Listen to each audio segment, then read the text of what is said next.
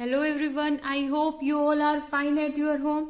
सो जो बच्चों हमने जो लास्ट वीडियो थी उस वीडियो में हमने मोलर कंडक्टिविटी के बारे में बेसिकली जाना था, जिसमें हमने molar conductivity and equivalent conductivity के बारे में पढ़ा था अच्छे से। ठीक है, आज हमें क्या करना है, उनके ऊपर कुछ क्वेश्चंस भी रिवाइज करने हैं, साथ के साथ उन क्वेश्चंस को उन पर बेस्ड क्वेश्चंस करने से पहले एक छोटा सा टॉपिक और करेंगे which is the conductivity of ionic solution. ठीक है, this is also based on conductivity. अब कंडक्टिविटी किसकी निकाल रहे हैं, आप आयनिक सॉल्यूशन की निकाल रहे हैं। तो देखिए, आप हम जो कंडक्टेंस अगर निकालना चाहें तो हम किसका यूज करते हैं, एक इस तरीके की अरेंजमेंट का यूज करते हैं। That type of arrangement is known as Wheatstone bridge. ठीक है, हम इसको क्या कहते हैं, व्हीटस्टोन ब्रिज इसको बोलते हैं। इसके अंदर है क्या, एक्चुअल में आपको दिखाई दे रहा होगा, ये हमारे पास की है, ये बैटरी से जो वायर है कनेक्टेड है, और यहाँ पर क्या है, रेजिस्टेंस आपको दिखाई दे रही है। यहाँ हमें एक्चुअल में फाइंड आउट क्या करना है, हम कंडक्टिविटी ऑफ आयनिक सॉल्यूशन निकाल रहे हैं, तो सबसे पहले हम निकालेंगे उसकी क्या है, रेजिस्टेंस कितनी होगी। ठीक है, क्या निकालेंगे, रेजिस्टेंस कितनी होगी। तो वो इस व्हीटस्टोन ब्रिज से अगर देखें तो यहाँ पर हमें 4 रेजिस्टेंस दिखाई दे रही है। वह ये क्या है आपका R1। R1 क्या है, variable resistance. R2 which is unknown resistance for us. ठीक है, यानी कि यही रेजिस्टेंस हमें फाइंड आउट करनी है, यानी कि जो सॉल्यूशन आपको दिया हुआ आयनिक सॉल्यूशन उसमें रेजिस्टेंस कितनी है, तो that is on that time it will be unknown for us, right. उसके बाद में ये जो R3 एंड R4 आपको दिखाई दे रही है, that will be non resistance. ये इनकी जो रेजिस्टेंस होगी वो हमारे लिए क्या होगी, नॉन होगी। ठीक है, तो अगर इस पूरे के अरेंजमेंट के ऊपर जाए, और ये साथ में क्या है हमारे पास में, कैपिटल G दिया हुआ है। ये कैपिटल G क्या है, दैट इज गैल्वेनोमीटर है। ठीक है, तो गैल्वेनोमीटर से क्या कर दिया हम लोगों ने, कनेक्ट कर दिया। अब ये जो अननोन रेजिस्टेंस R2 की वैल्यू कब फाइंड आउट होगी, जब ये जो G है, ठीक है, ये क्या होगा, कोई भी तरीके का डिफ्लेक्शन नहीं देगा, यानी कि गैल्वेनोमीटर में कोई भी डिफ्लेक्शन नहीं होगा। उस पॉइंट को हम क्या कहते हैं, नल पॉइंट बोलते हैं। क्या बोलते हैं, नल पॉइंट बोलते हैं। तो जब हमें क्या होगा, नल पॉइंट मिल जाएगा, एट दैट टाइम हमें क्या मिल जाएगी, जो अननोन रेजिस्टेंस है वो मिल जाएगी। तो अगर हम यहाँ से इन रेजिस्टेंस के अकॉर्डिंग इनका जब रेशियो देखते हैं तो हमें जो रेशियो मिलता है वो क्या होता है, R1/R2 is equal to R3/R4। तो यहां से हम क्या फाइंड आउट कर सकते हैं बच्चों, R2 फाइंड आउट कर सकते हैं। तो R2 यहां पर क्या हो जाएगी, R2 will be R1/R4 upon में R3। इसको रीअरेंज करने के बाद हमें क्या मिल जाएगी, R2 की वैल्यू पता चल जाएगी। देखो, अगर कंडक्टेंस की बात आती है उसमें रेजिस्टिविटी, अगर रेजिस्टेंस के बारे में पता चल जाएगा तो कंडक्टेंस भी हम इजिली फाइंड आउट कर सकते हैं। ठीक है, इस तरीके से हम फाइंड आउट तो कर सकते हैं, बट आयनिक सॉल्यूशन के अंदर इस तरीके से रेजिस्टेंस फाइंड आउट करने से कुछ प्रॉब्लम्स आती हैं। ठीक है, जिसमें जो पहली प्रॉब्लम है, अगर मैं फर्स्ट डिफिकल्टी की बात करूं, कि जो सॉल्यूशन है उसको कभी भी एक ब्रिज, जैसे हमने ये जो ब्रिज बनाया है मेटालिक वायर का, वो बनाना पॉसिबल नहीं है। ठीक है, तो हम यहां पर कह सकते हैं इट इज डिफिकल्ट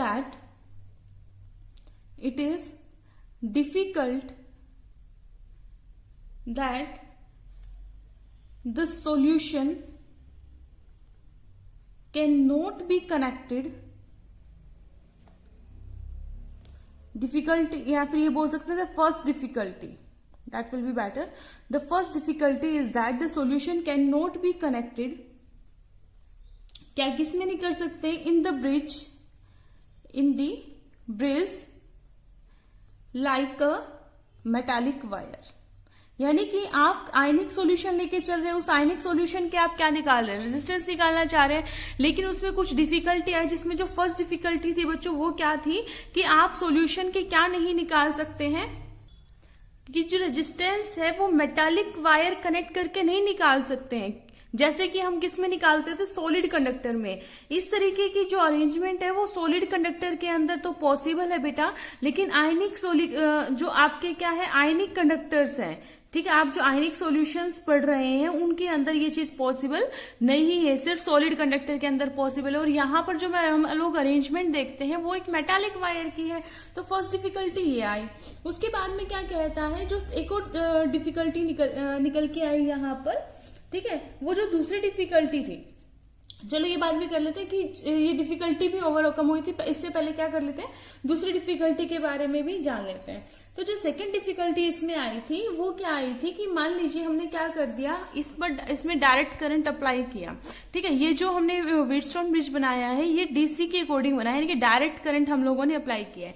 अगर आप क्या करेंगे, डायरेक्ट करंट का यूज कर रहे हैं तो इसकी वजह से क्या होगा, सोल्यूशन के अंदर इलेक्ट्रोलिसिस होनी शुरू हो जाएगी, जिसकी वजह से सोल्यूशन के अंदर जो इलेक्ट्रोलाइट प्रेजेंट है, सॉल्यूशन के अंदर जो इलेक्ट्रोलाइट प्रेजेंट है उनकी कंसंट्रेशन में चेंज आना शुरू हो जाएगा।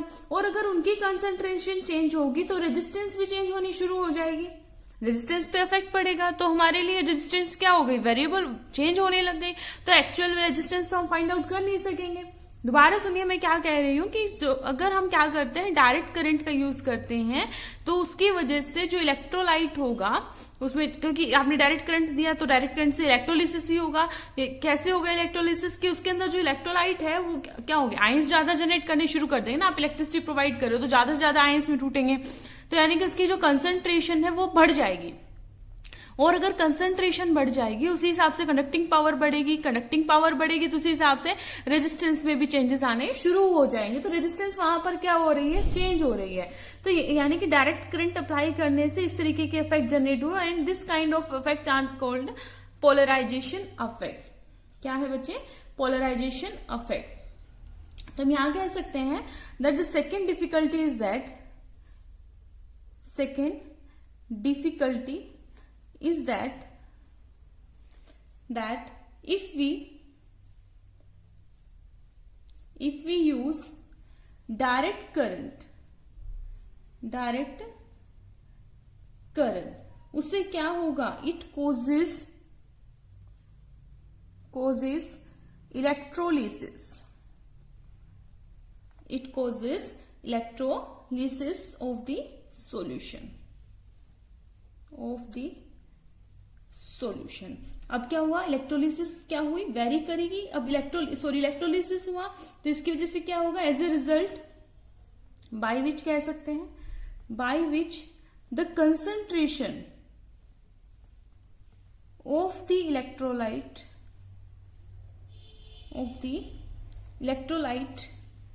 Near the electrode changes and it affects resistance, है ना, it affects resistance of the solution, and such kind of effects are called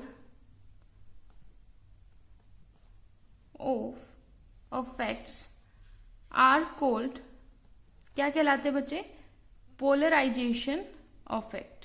तो इनको हम क्या कहते हैं, पोलराइजेशन इफेक्ट बोलते हैं। ठीक है, तो ये दो तरीके की क्या आई बच्चे, यहाँ पर प्रॉब्लम क्रिएट हुई। पहली तो ये थी कि अगर हम सॉल्यूशन को मेटालिक वायर, पहली बात तो ये थी मेटालिक वायर से कनेक्ट नहीं कर सकते जैसे हम सॉलिड कंडक्टर में कर सकते। दूसरी प्रॉब्लम ये आई कि मान लीजिए किसी तरीके से हम इसमें क्या करें, डायरेक्ट, अब यहाँ इसके अकॉर्डिंग क्या करें, डायरेक्ट करंट अप्लाई करते हैं तो क्या होगा, उसमें इलेक्ट्रोलिसिस होगी, इलेक्ट्रोलिसिस से कंसंट्रेशन ऑफ इलेक्ट्रोलाइट चेंज होगी, जिसकी वजह से रेजिस्टेंस भी चेंज होगी, और तो हमें क्या मिलेगा, जो एक्चुअल रेजिस्टेंस चाहिए वो तो नहीं मिल पाएगी, वही चेंज, उसके अंदर ही चेंजेस आने लग गए, है ना। तो इन डिफिकल्टी से ओवरकम होने के रास्ते भी निकाले गए होंगे। तो जो फर्स्ट डिफिकल्टी थी जिसमें क्या कहा उन्होंने कि मेटालिक वायर से हम इसको कनेक्ट नहीं कर सकते, तो इससे ओवरकम करने के लिए एक स्पेशल टाइप ऑफ वेसल का यूज किया गया। ठीक है, यानी कि इसकी जगह पर पहले ये यूज किया जाता था, अब नहीं किया जाता, बहुत पुराना मेथड है। ठीक है, तो क्या यूज किया गया, स्पेशल टाइप ऑफ वेसल का यूज किया गया। ठीक है, अब इस वेसल के अंदर क्या प्रेजेंट होंगे बच्चे, इलेक्ट्रोड्स प्रेजेंट होंगे, और उन इलेक्ट्रोड के बीच में क्या होगा, सॉल्यूशन होगा। पहली बात तो ये आई बात समझ में, उनके बीच में क्या होगा, सॉल्यूशन, इलेक्ट्रोड के बीच में क्या प्रेजेंट होगा, सॉल्यूशन प्रेजेंट होगा। ठीक है, अच्छा, उसके बाद में कहते हैं तो जो सेल वहां पर यूज होगी, ठीक है, वो जो सेल कहलाएगी उस टाइम पर वो क्या कहलाएगी, कंडक्टिविटी सेल कहलाएगी। क्या कहलाएगी, वो ओवरऑल सेल बन जाएगी, वो सेल क्या कहलाएगी, आपकी कंडक्टिविटी सेल कहलाएगी। यूजुअली बनी होती है पायरेक्स ग्लास की, एंड उसके अंदर क्या होते हैं, दो इलेक्ट्रोड होते हैं, एक पर्टिकुलर डिस्टेंस पे होते हैं वो लोग। ठीक है। तो जो ये इस तरीके की जो कंडक्टिविटी सेल है, एक नहीं है हमारे पास, बहुत सारी हैं, एक दो जो है वो आपको आपकी स्क्रीन पर दिखाई दे रही होंगी। ठीक है। दूसरी जो डिफिकल्टी थी वो कैसे ओवरकम की गई। अब जो दूसरी डिफिकल्टी मेजरली आ रही थी वो किसकी वजह से आ रही थी, डायरेक्ट करंट की वजह से आ रही थी। ठीक है, क्या आ रही थी, डायरेक्ट करंट की वजह से आ रही थी। तो यहां पर इस डिफिकल्टी को कैसे ओवरकम किया गया, in place of direct current उन्होंने क्या यूज किया, अल्टरनेटिव करंट का यूज किया। ठीक है, क्या इसका यूज किया, अल्टरनेट एसी यानी कि है ना, अल्टरनेट करंट का यूज किया। वो जो अल्टरनेट करंट था उसकी जो फ्रीक्वेंसी थी, जो ऑडियो फ्रीक्वेंसी रही थी वो क्या थी, 550 to 5000 साइकिल्स पर सेकेंड। ठीक है, तो जो अल्टरनेटिंग करंट वहां पर यूज किया तो वो क्या हो गया था, यहां पर जो अब इसमें क्या लगा हुआ था, गैल्वेनोमीटर लगा हुआ था। तो ये जो अल्टरनेटिव करंट था ये गैल्वेनोमीटर में डिटेक्ट नहीं कर गैल्वेनोमीटर उसको डिटेक्ट नहीं कर पा रहा था। अल्टरनेटिव करंट हमने प्रोवाइड किया तो उसके अंदर कुछ चेंजेस तो आने चाहिए ना, हम उसको क्या करेंगे, फाइंड आउट करने की कोशिश कर रहे हैं रेजिस्टेंस को। तो जो गैल्वेनोमीटर था उसको डिटेक्ट करने में क्या हो गया था, फेल हो गया था ऑर्डिनरी गैल्वेनोमीटर। ठीक है, उस नल पॉइंट जो बेसिकली नल पॉइंट हमें चाहिए था, तो उसलिए क्या किया गया, उस गैल्वेनोमीटर को रिप्लेस किया गया ईयरफोन से। किससे किया गया, ईयरफोन से किया गया। तो उससे क्या होगा, जो पोलराइजेशन हो रहा था, अब अल्टरनेट करंट जो आपने प्रोवाइड किया, ठीक है, उससे क्या जो रेजिस्टेंस में चेंजेस आ रहे थे वो कम से कम आने लग गए। ठीक है, और उसके बाद में जो पोलराइजेशन इफेक्ट भी जनरेट हो रहा था, इसके लिए भी क्या किया गया कि जो इलेक्ट्रोड है, जो इलेक्ट्रोड यूज की गई कंडक्टिविटी सेल में, तो उसको प्लैटिनम ब्लैक से कोटिंग कर दी गई। किससे, प्लैटिनम ब्लैक से उसकी कोटिंग कर दी गई। अब आपको पता है प्लैटिनम क्या होता है, इनर्ट होता है नेचर में, यानी कि अब उसको करंट प्रोवाइड करोगे वो जो सेल है वो प्रॉपरली काम करेगी। लेकिन अब वो जो इलेक्ट्रोड है, देखो कंसंट्रेशन में चेंजेस क्यों आ रहे थे, क्योंकि आपने करंट डायरेक्ट प्रोवाइड किया, आप करंट डायरेक्टली प्रोवाइड कर रहे हो, तो जो इलेक्ट्रोड है वो भी तो पार्टिसिपेट करेगी। अभी तक आप पढ़ते आए हो ना सेल्स के बारे में कि एक डिसोल्व हो रही है, दूसरी क्या हो रही है, डिपोजिट हो रही है, तो जिसकी वजह से सॉल्यूशन की जो कंसंट्रेशन है वो वेरी होती जा रही है, इलेक्ट्रोलिसिस होने लग गई इसके अंदर। तो अब कहता है कि अब जो यहाँ पर जो इलेक्ट्रोड लिए हैं इनके ऊपर कोटिंग कर दी गई प्लैटिनम ब्लैक की। अब प्लैटिनम ब्लैक की कोटिंग करने से क्या फायदा होगा, जो करंट आएगा तो वो तो यूज वो तो प्लैटिनम तो मेटल है, तो कनेक्टिविटी में तो कोई दिक्कत नहीं आएगी। और साथ के साथ क्या है, वो इनर्ट नेचर का है, तो सॉल्यूशन के साथ भी किसी तरीके की रिएक्शन वो नहीं करेगा।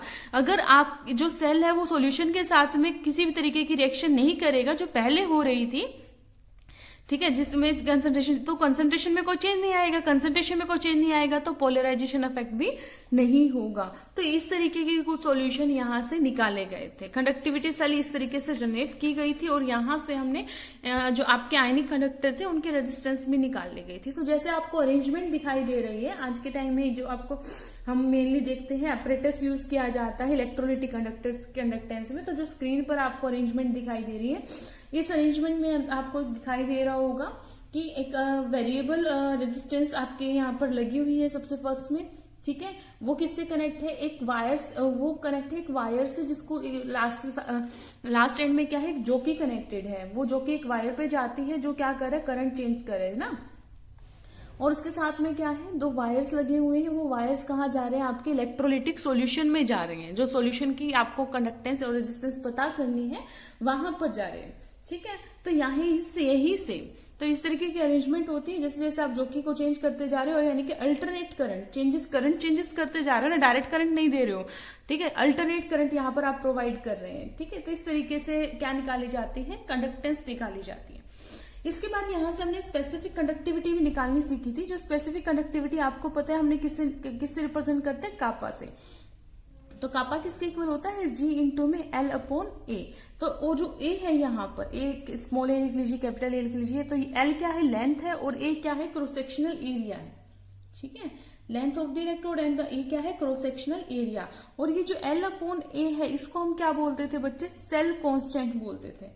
क्या बोलते थे, सेल कांस्टेंट बोलते थे। तो यहां से हम ये भी बोल सकते हैं दैट कंडक्टिविटी, पहले भी हम ये चीज पढ़ चुके हैं कि जो कंडक्टिविटी है वो किसके इक्वल हो जाएगी, कंडक्टेंस इंटू में किसके इक्वल हो जाएगी, कंडक्टेंस इंटू में सेल कांस्टेंट, और सेल कांस्टेंट को हम रिप्रेजेंट करते हैं जी स्टार से। सो ओवरऑल अगर मैं कंक्लूजन बताऊं, सो दैट इज कंडक्टिविटी जिसको आप रिप्रेजेंट करते हो कापा को, कापा से इक्वल टू जी इंटू में जी स्टार। तो इस पर डायरेक्ट क्वेश्चन भी आता है जो आप इजिली सॉल्व कर सकते हैं। ठीक है, तो कंडक्टिविटी मैंने आपको कहा था कंसंट्रेशन पे डिपेंड करती है। अगर आप कंसंट्रेशन वेरी करते रहेंगे तो कंडक्टिविटी भी जो है वो वेरी होती रहेगी। आई बात समझ में? आई होप आपको चीजें समझ में आई होगी। जैसे अगर वाटर की बात करें तो वाटर की जो कंडक्टिविटी होती है वो ना के बराबर होती है, बहुत बहुत बहुत कम होती है। तभी आप कहते हैं कि जो वाटर होता है वो क्या होता है, काफी लाइक पुअर कंडक्टर होता है। तो उसमें कंडक्टिविटी शो करने के लिए हम क्या डालते हैं, उसमें कुछ इलेक्ट्रोलाइट ऐड कर देते हैं। तो यूजुअली आपने सेल्स के अंदर जब इलेक्ट्रोलिसिस देखी होगी तो वाटर के अंदर एसिड ऐड कर देते हैं, स्ट्रॉन्ग एसिड, यानी HCl हो गया, KCl या फिर KCl आप ऐड कर देते, यानी कुछ इलेक्ट्रोलाइट आप उसमें ऐड करते हैं ताकि कनेक्टिविटी उसकी क्या हो जाए, इंक्रीज हो जाए। सो बच्चों, this is all about the conductivity of ionic solution. अब हम बात करते हैं जो हमने मॉलर कनेक्टिविटी, यानी कि जो कनेक्टिविटी पर बेस्ड क्वेश्चन कैसे आते हैं। ठीक है, वो हम चीज देखेंगे। सो यहाँ पर आपको कुछ क्वेश्चंस दिखाई दे रहे हैं। जैसे फर्स्ट क्वेश्चन है हमारा, the conductivity of 0.12 normal solution of an electrolyte is 2.4 into 10⁻⁻² siemens पर centimetre. Calculate its equivalent conductivity. तो कल बच्चों हमने इक्विवेलेंट कंडक्टिविटी और मॉलर कंडक्टिविटी के बारे में पढ़ा था। तो अगर हम वहां से डायरेक्ट फॉर्मूला उठाते तो हमें पता है दैट गामा नहीं, इसको हम क्या बोलते हैं, लैम्डा बोलते हैं। क्या बोलते हैं बच्चों, लैम्डा इसको हम बोलते हैं। ठीक है, सो लैम्डा इक्विवेलेंट क्या हो जाएगा हमारे पास यहाँ पर 1000 इंटू में कापा अपॉन में यहाँ पर हमारे पास क्या था, concentration in terms of normality, है ना। तो ये हमारा फॉर्मूला था। अब देखते हैं कि इसने मुझे दिया क्या क्या। इसने कहा है द कंडक्टिविटी ऑफ 0.12 नॉर्मल, तो कंसंट्रेशन इसने मुझे ऑलरेडी दे दी है 0.12 नॉर्मल। ठीक है, ऑफ एन इलेक्ट्रोलाइट, और कंडक्टिविटी कितनी दी है, यानी कि कापा भी इसने मुझे दिया है, दैट इज 2.4 इंटू 10⁻⁻² साइमन पर सेंटीमीटर। और पूछता है कैलकुलेट इट्स इक्विवेलेंट कंडक्टिविटी, तो सीधा ही तो फॉर्मूला पर बेस्ड क्वेश्चन है। तो फॉर्मूले में वैल्यू पुट कर दीजिए आप, क्या आ जाएगा 1000 इंटू में कापा कितना है 2.4 इंटू 10⁻⁻² साइमन पर सेंटीमीटर। राइट, अब इसकी वैल्यू पुट कर दीजिए विच इज 0.12। तो इसकी जो यूनिट होती है वो क्या होती है, नॉर्मेलिटी की जो यूनिट होती है वो क्या होती है, ग्राम इक्विवेलेंट, है ना, ग्राम इक्विवेलेंट और सेंटीमीटर क्यूब पर सेंटीमीटर क्यूब हो जाएगी। तो अब यहां से वैल्यू पुट करेंगे, तो यहां से इसको कट करेंगे, तो यहां से जब इनकी वैल्यू सॉल्व करते हैं तो इस ओवरऑल जो वैल्यू आएगी वो आएगी 200। तो यहां से हम इसको सॉल्व भी कर सकते हैं, इसके 2 आ जाएगी, और ये साइमन क्या आ जाएगा, ये सेंटीमीटर स्क्वायर बचेगा, एक पावर कैंसिल हो जाएगी। ठीक है, साइमन सेंटीमीटर स्क्वायर ग्राम, और पर इक्विवेलेंट ये ऊपर जाके पर में हो जाएगा, तो साइमन सेंटीमीटर स्क्वायर ग्राम पर इक्विवेलेंट। तो बच्चों यूनिट तो आपको बिल्कुल भी नहीं स्किप करनी है, यहाँ पर यूनिट साथ साथ लेकर चलनी है। ठीक है, उसके बाद में देखते हैं सेकंड क्वेश्चन। सेकंड क्वेश्चन में क्या कहता है, ए 0.05 मोलर NaOH सॉल्यूशन। तो इसने पहली बात तो मुझे क्या दे दी है, 0.05 मोलर क्या दे दिया है मुझे, सॉल्यूशन बता दिया है, इतना है। ऑफर्ड ए रेजिस्टेंस, यानी कंसंट्रेशन दे दी, ऑफर्ड ए रेजिस्टेंस दी है that is 31.6 ohm in a conductivity cell. ठीक है, कंडक्टिविटी सेल, यानी कि अभी हम कंडक्टिविटी सेल पढ़ रहे थे, right, at 298 Kelvin. If the cell constant of the conductivity cell constant दिया 0.367 per centimeter, find out the molar conductivity of the solution of the sodium hydroxide solution. तो molar conductivity पूछ रहा है, देखते हैं दिया क्या क्या है। ठीक है, उसने हमें क्या क्या प्रोवाइड की है, रेजिस्टेंस दी है, रेजिस्टेंस कितनी है 31.6 ओम। ठीक है, इसने मुझे कंसंट्रेशन दी है, कितनी दी है 0.05 मोलर, यानी कि मोलैरिटी की बात कर रहे हैं। ठीक है, इन ए सॉल्यूशन। इसके बाद में क्या दिया है, सेल कांस्टेंट, यानी कि जी स्टार इसने हमें दिया है विच इज 0.367 पर सेंटीमीटर।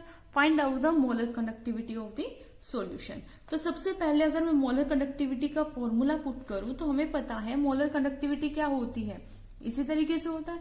तो यहां पर मोलर कंडक्टिविटी क्या हो जाएगी हमारी 1000 इंटू में कापा अपॉन में मोलैरिटी। राइट। तो ये कापा क्या है हमारे पास में, कंडक्टिविटी है, लेकिन कंडक्टिविटी तो इसने हमें दी नहीं, तो सबसे पहले तो मुझे क्या निकालनी है, कंडक्टिविटी निकालनी है।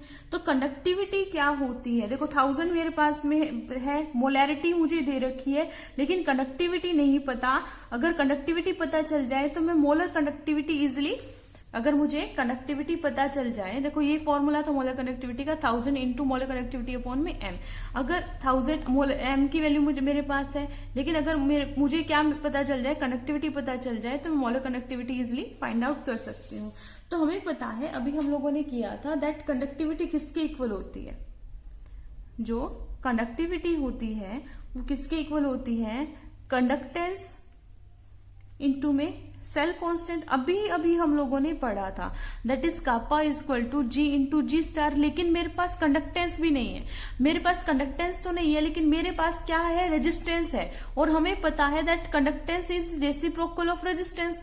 तो जी की जगह मैं क्या पुट कर सकती हूँ, 1/r। तो जी इंटू में यानी कि जी की जगह क्या पुट कर दो, 1/r, और सेल कांस्टेंट मेरे पास है ही। तो यहां से मेरा क्या निकल जाएगी, कापा। तो यहां से अगर मैं कापा निकालती हूँ that is conductivity, value put करेंगे, रेजिस्टेंस की वैल्यू से मुझे कितनी दे रखी है, 31.6 ओम दे रखा है, और मुझे सेल कांस्टेंट से क्या दे रखा है, 0.367 पर सेंटीमीटर। तो जब मैं इस वैल्यू को सोल्व करती हूँ then we will get kappa is equal to 0.0116 siemens पर सेंटीमीटर, क्योंकि ओम जाके पर ओम हो जाएगा, जिसको आप क्या बोलते हो, साइमन बोलते हो पर सेंटीमीटर। तो बस कंडक्टिविटी निकल गई, वैल्यू पुट कर दीजिए फॉर्मूले में। तो यहाँ पर आपका मोलर कंडक्टिविटी क्या हो जाएगी बच्चों, 1000 इंटू में 0.0116 साइमन पर सेंटीमीटर अपॉन में क्या आ जाएगी, मोलैरिटी से दे रखी थी मुझे, कितनी दे रखी थी, ये रही 0.05। ठीक है, जब आप इस पूरी वैल्यू को सॉल्व करते हो देन यू विल गेट 232 पर ओम सेंटीमीटर स्क्वायर पर मोल। या फिर ओम की जगह क्या, पर ओम की जगह क्या यूज कर सकते हो आप, साइमन का यूज कर सकते हो, सेंटीमीटर स्क्वायर पर मोल। ये वैल्यू आपकी आ जाएगी, क्योंकि हमें पता है मोलैरिटी की यूनिट क्या होती है, मोलैरिटी की यूनिट तो क्या होती है, लीटर मोल पर लीटर बोलते हैं ना। तो लीटर तो हमने वॉल्यूम इस बार सेंटीमीटर क्यूब में लेना है, तो ये वैल्यू क्या हो जाएगी हमारी, मोल पर सेंटीमीटर क्यूब। तो ये वापस से कटेगा 2, तो वही ओवरऑल वैल्यू आ जाएगी। तो बहुत सिंपल सा क्वेश्चन था। इसके बाद में थर्ड क्वेश्चन की बात करते हैं। थर्ड क्वेश्चन कहता है the conductance of 0.05 normal solution of an electrolyte in a conductivity cell is 0.01 per ohm at 298 Kelvin. Calculate its conductivity if the cell constant is 1.5 per centimeter. ये बिल्कुल similar है जो क्वेश्चन मैंने अभी अभी किया है, बल्कि उससे पहले ये क्वेश्चन खत्म हो जाएगा, यानी कि उससे थोड़ा सा छोटा पार्ट है। और ये क्वेश्चन आप लोग खुद करेंगे और मुझे आप आंसर बताएंगे इन कमेंट बॉक्स। ठीक है, सो बच्चों till then keep studying, take care of yourself, thank you so much.